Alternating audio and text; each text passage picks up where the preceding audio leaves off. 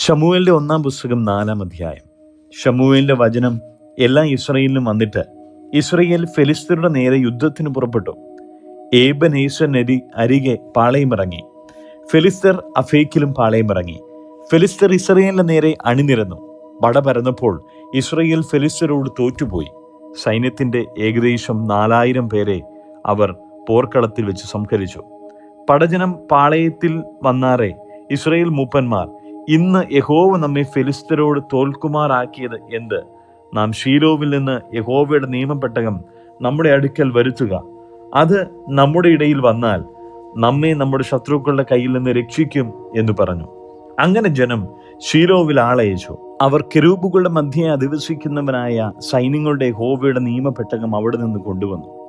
ഏലിയുടെ 2 പുത്രന്മാരായ ഹൊഫ്നിയും ഫീനെഹാസും ദൈവത്തിന്റെ നിയമപെട്ടകത്തോടു കൂടെ ഉണ്ടായിരുന്നു. യഹോവയുടെ നിയമപെട്ടകം പാളയത്തിൽ എത്തിയപ്പോൾ ഭൂമി കുലുങ്ങും വണ്ണം ഇസ്രായേലെല്ലാം ഉച്ചത്തിൽ ആർപ്പിട്ടു.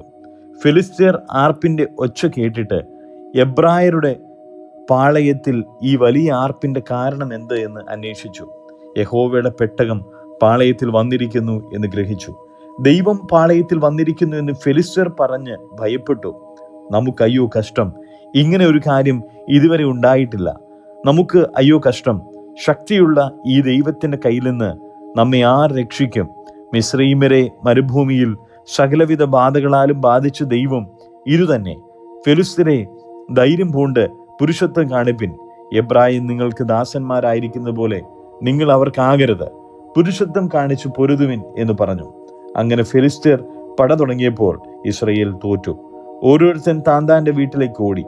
ഇസ്രായേലിൽ 30,000 കാലാൾ വീണു പോകത്തക്കവണ്ണം ഒരു മഹാസംഹാരമുണ്ടായി. ദൈവത്തിന്റെ പെട്ടകം പിടിപ്പെട്ടു. ഏലിയുടെ 2 പുത്രന്മാരായ ഹൊഫ്നിയും ഫീനെഹാസും പട്ടുപോയി. പോർക്കളത്തിൽ നിന്ന് ഒരു ബെന്യാമീനൻ വസ്ത്രം കീറിയും തലയിൽ പൂഴി വാരിയിട്ടും കൊണ്ട് ഓടി അന്ന് തന്നെ ശീലോവിൽ വന്ന്. അവൻ വരുമ്പോൾ ഏലി നോക്കിക്കൊണ്ട് വഴിയരികെ തന്റെ ആസനത്തിലിരിക്കുകയായിരുന്നു. ദൈവത്തിന്റെ പെട്ടകത്തെക്കുറിച്ച് അവന്റെ ഹൃദയം വ്യാകുലപ്പെട്ടിരുന്നു. ആ മനുഷ്യൻ പട്ടണത്തിലെത്തി വസ്തുത പറഞ്ഞപ്പോൾ പട്ടണത്തിലെല്ലാം നിലവിളിയായി. ഏലി നിലവിളിച്ചു കേട്ടപ്പോൾ ഈ ആരവം എന്ത് എന്ന് ചോദിച്ചു. ആ മനുഷ്യൻ ബന്ധപ്പെട്ട് വന്ന് ഏലിയോടും അറിയിച്ചു. ഏലിയോ 98 വയസ്സുള്ളവനും കാൺമാൻ വകിയാതെ വണ്ണം കണ്ണ് മങ്ങിയവനുമായിരുന്നു. ആ മനുഷ്യൻ ഏലിയോട്, ഞാൻ പോർക്കളത്തിൽ നിന്ന് വന്നവൻ ആകുന്നു. ഇന്ന് തന്നെ ഞാൻ പോർക്കളത്തിൽ നിന്ന് ഓടിപ്പോന്നു എന്ന് പറഞ്ഞു. വർത്തമാനം എന്താകുന്നു മകനെ എന്നവൻ ചോദിച്ചു. അതിന് ആ ദൂതൻ, ഇസ്രായേൽ ഫെലിസ്ത്യരുടെ മുമ്പിൽ തോറ്റോടി. ജനത്തിൽ ഒരു മഹാസംഹാരമുണ്ടായി. നിന്റെ 2 പുത്രന്മാരായ ഹൊഫ്നിയും ഫീനെഹാസും പട്ടുപോയി. ദൈവത്തിന്റെ പെട്ടകവും പിടിപ്പെട്ടു പോയി എന്ന് പറഞ്ഞു. അവൻ ദൈവത്തിന്റെ പെട്ടകത്തിന്റെ വസ്തുത അറിഞ്ഞപ്പോൾ ഏലി പടിവാതിൽക്കൽ ആസനത്തിൽ നിന്ന് പിറകോട്ട് വീണ് കഴുത്തൊടിഞ്ഞ് മരിച്ചു. അവൻ വൃദ്ധനും സ്ഥൂലിച്ചവനുമായിരുന്നു. അവൻ 40 സംവത്സരം ഇസ്രായേലിന്റെ ന്യായപാലനം ചെയ്തു. എന്നാൽ അവന്റെ മരുമകൾ ഫീനെഹാസിന്റെ ഭാര്യ പ്രസവം അടുത്ത ഗർഭിണിയായിരുന്നു. ദൈവത്തിന്റെ പെട്ടകം പിടിപ്പെട്ടു പോയതും അമ്മാവി അപ്പനും ഭർത്താവും മരിച്ചതും കേട്ടപ്പോൾ അവൾക്ക് പ്രസവ വേദന തുടങ്ങി. അവൾ നിലത്ത് വീണ് പ്രസവിച്ചു. അവൾ മരിപ്പാറായപ്പോൾ അരികെ നിന്ന സ്ത്രീകൾ അവളോട്, ഭയപ്പെടേണ്ട, നീ ഒരു മകനെ പ്രസവിച്ചുവല്ലോ എന്ന് പറഞ്ഞു. എന്നാൽ അവൾ ഉത്തരം പറഞ്ഞില്ല, ശ്രദ്ധിച്ചതുമില്ല. ദൈവത്തിന്റെ പെട്ടകം പിടിപ്പെട്ടു പോകുകൊണ്ട് അമ്മാവിയപ്പനെയും ഭർത്താവിനെയും ഓർത്തിട്ടും മഹത്വം ഇസ്രായേലിൽ നിന്ന് പോയി എന്ന് പറഞ്ഞ് അവൾ കുഞ്ഞിന് ഈഖാബോദ് എന്ന് പേർ ഇട്ടു. ദൈവത്തിന്റെ പെട്ടകം പിടിപ്പെട്ടു പോകിയാൽ മഹത്വം ഇസ്രായേലിൽ നിന്ന് പോയി എന്നവൾ പറഞ്ഞു. ശമൂവേലിന്റെ 1-ാം പുസ്തകം 5-ാം അധ്യായം. ഫെലിസ്ത്യർ ദൈവത്തിന്റെ പെട്ടകം എടുത്ത് അതിനെ ഏബനേസറിൽ നിന്ന് അസ്തോദിലേക്ക് കൊണ്ടുപോയി. ഫെലിസ്ത്യർ ദൈവത്തിന്റെ പെട്ടകം എടുത്ത് ദാഗോന്റെ ക്ഷേത്രത്തിൽ കൊണ്ടുചെന്ന് ദാഗോന്റെ അരിക്കൽ വെച്ചു. പിറ്റേന്നാൾ രാവിലെ അസ്തോദ്യർ എഴുന്നേറ്റപ്പോൾ ദാഗോൻ യഹോവയുടെ പെട്ടകത്തിന് മുമ്പിൽ കമിഴ്ന്നു വീണ് കിടക്കുന്നത് കണ്ടു. അവർ ദാഗോനെ എടുത്ത് വീണ്ടും അവന്റെ സ്ഥാനത്ത് നിർത്തി.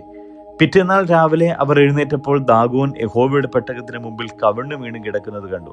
ദാഗോന്റെ തലയും അവന്റെ കൈപ്പത്തികളും ഉമ്മരപ്പടിമേൽ മുറിഞ്ഞു കിടന്നു.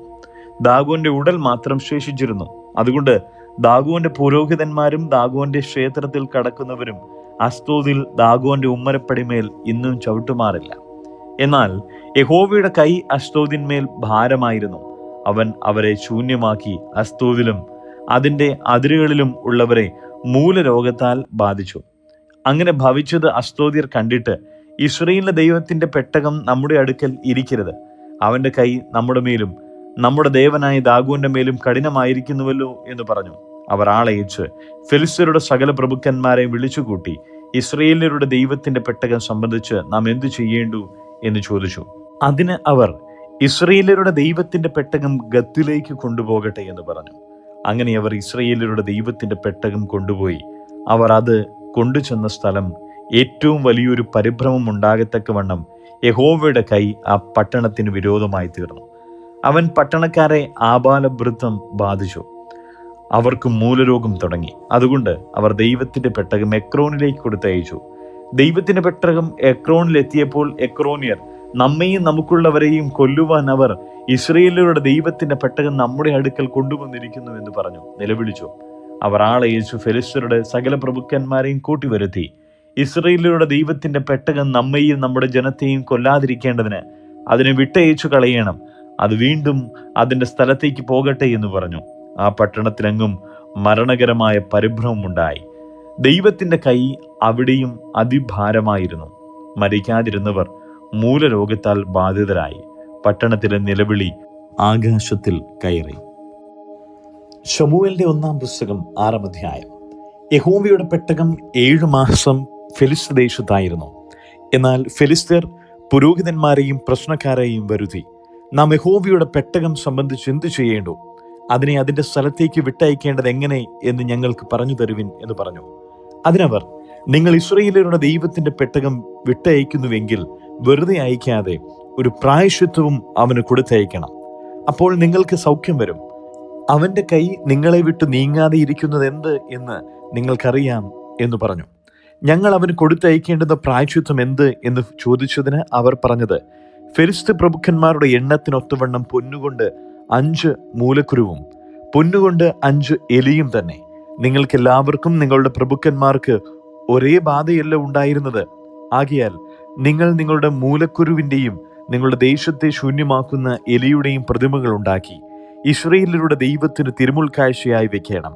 പക്ഷെ അവൻ തൻ്റെ കൈ നിങ്ങളുടെ മേൽ നിന്നും നിങ്ങളുടെ ദൈവന്മാരുടെ നിന്നും നിങ്ങളുടെ ദേശത്തിന്മേൽ നിന്നും നീക്കും.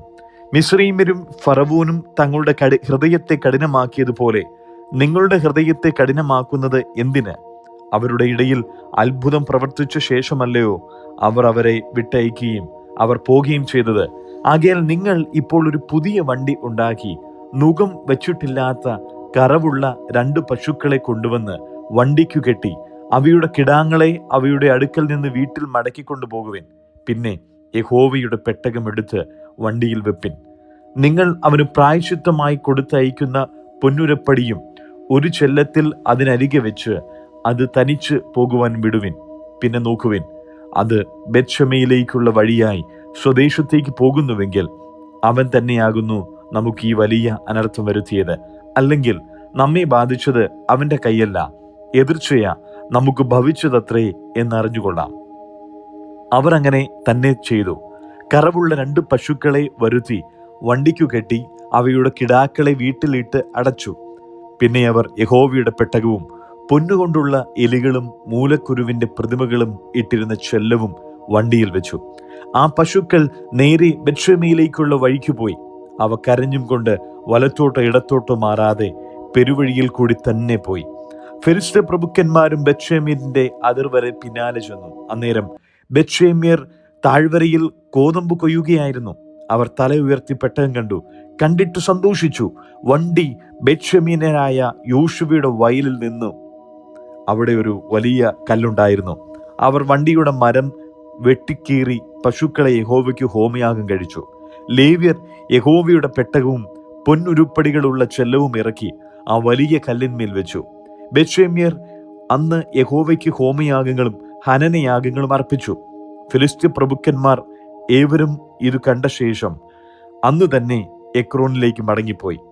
ഫിലിസ്ത്യർ യഹോവയ്ക്ക് പ്രായശ്ചിത്തമായി കൊടുത്തയച്ച പൊന്നുകൊണ്ടുള്ള മൂലക്കുരുക്കൾ അസ്തോദിന്റെ പേർക്ക് 1, ഗസയുടെ പേർക്ക് 1, അസ്കലോന്റെ പേർക്ക് 1, ഗത്തിന്റെ പേർക്ക് 1, എക്രാന്റെ പേർക്ക് 1. ഇങ്ങനെയായിരുന്നു പൊന്നുകൊണ്ടുള്ള എലികൾ ഉറപ്പുള്ള പട്ടണങ്ങളും നാട്ടുപുറങ്ങളിലെ ഗ്രാമങ്ങളിലുമായി 5 പ്രഭുക്കന്മാർക്കുമുള്ള സകല ഫെലിസ്ത്യ പട്ടണങ്ങളുടെയും എണ്ണത്തിനൊത്തവണ്ണമായിരുന്നു. അവർ യഹോവയുടെ പെട്ടകം ഇറക്കി വെച്ച വലിയ കല്ല് ബേത്ത്ശേമ്യനായ യോശുവയുടെ വയലിൽ ഇന്നുവരെയുമുണ്ട്. ബേത്ത്ശേമ്യർ യഹോവയുടെ പെട്ടകത്തിൽ നോക്കുകൊണ്ട് അവർ അവനെ സംഹരിച്ചു. അവൻ ജനത്തിൽ 50,070 പേരെ സംഹരിച്ചു. ഇങ്ങനെ യഹോവ ജനത്തിൽ ഒരു മഹാസംഹാരം ചെയ്തതുകൊണ്ട് ജനം വിലപിച്ചു. ഈ പരിശുദ്ധ ദൈവമായ യഹോവയുടെ മുമ്പാകെ നിൽപ്പാൻ ആർക്ക് കഴിയും? അവൻ ഞങ്ങളെ വിട്ട് ആരുടെ അടുക്കൽ പോകും എന്ന് ബേത്ത്ശേമ്യർ പറഞ്ഞു. അവർ കിര്യത്ത് യെയാരീം നിവാസികളുടെ അടുക്കൽ ദൂതന്മാരെ അയച്ചു. ഫെലിസ്ത്യർ യഹോവയുടെ പെട്ടകം മടക്കി അയച്ചിരിക്കുന്നു, നിങ്ങൾ വന്ന് അതിനെ നിങ്ങളുടെ അടുക്കൽ കൊണ്ടുപോകുവിൻ എന്ന് പറയിച്ചു.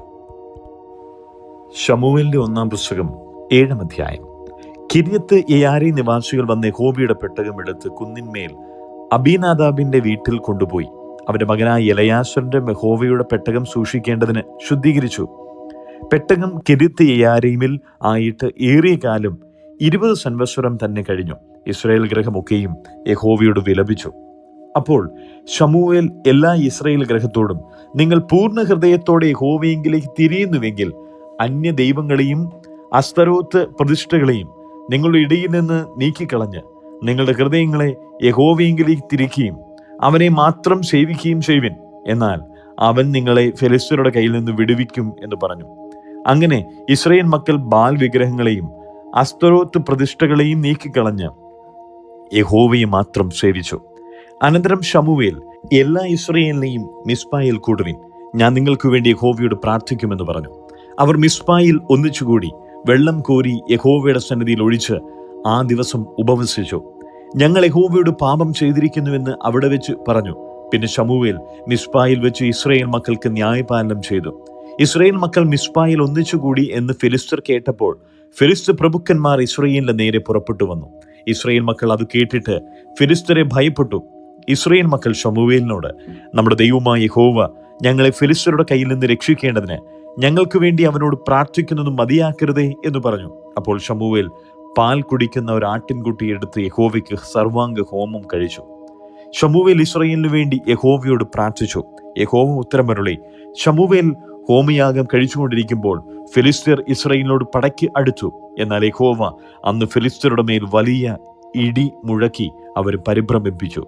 അവർ ഇസ്രായേലിനോട് തോറ്റു. ഇസ്രായേൽ മിസ്പായിൽ നിന്നും പുറപ്പെട്ട് ഫെലിസ്ത്യരെ പിന്തുടർന്നു ബേത്കാരിന്റെ താഴ്വരെ അവരെ സംഹരിച്ചു. പിന്നെ ശമൂവേൽ ഒരു കല്ലെടുത്ത് മിസ്പായ്ക്കും ഷേനിനും മധ്യേ നാട്ടി. ഇത്രത്തോളം യഹോവ നമ്മെ സഹായിച്ചു എന്ന് പറഞ്ഞ് അതിന് ഏബനേസർ എന്ന് പേരിട്ടു. ഇങ്ങനെ ഈ ഫെലിസ്ത്യർ ഒതുങ്ങി പിന്നെ ഇസ്രായേൽ ദേശത്തേക്ക് വന്നതുമില്ല. ശമൂവേലിന്റെ കാലത്തൊക്കെയും യഹോവയുടെ കൈ ഫെലിസ്ത്യർക്ക് വിരോധമായിരുന്നു. എക്രോൻ മുതൽ ഗത്ത് വരെ ഫെലിസ്ത്യർ ഇസ്രായേലിനോട് പിടിച്ചിരുന്ന പട്ടണങ്ങൾ ഇസ്രായേലിന് തിരികെ കിട്ടി. അവയുടെ അതിർനാടുകളും ഇസ്രായേൽ ഫെലിസ്ത്യരുടെ കയ്യിൽ നിന്ന് വിടുവിച്ചു. ഇസ്രായേലും അമോര്യരും തമ്മിൽ സമാധാനമായിരുന്നു. ശമൂവേൽ ജീവപര്യന്തം ഇസ്രായേലിന് ന്യായപാലനം ചെയ്തു. അവൻ ആണ്ടുതോറും ബെഥേലിലും ഗിൽഗാലിലും മിസ്പയിലും ചുറ്റി സഞ്ചരിച്ചു. അവിടങ്ങളിൽ വെച്ച് ഇസ്രായേലിന് ന്യായപാലനം ചെയ്തിട്ട് രാമയിലേക്ക് മടങ്ങിപ്പോരും. അവിടെയായിരുന്നു അവൻ്റെ വീട്. അവിടെ വെച്ചും അവൻ ഇസ്രായേലിന് ന്യായപാലനം നടത്തി വന്നു. യഹോവയ്ക്ക് അവിടെ ഒരു യാഗപീഠവും പണിതിരുന്നു.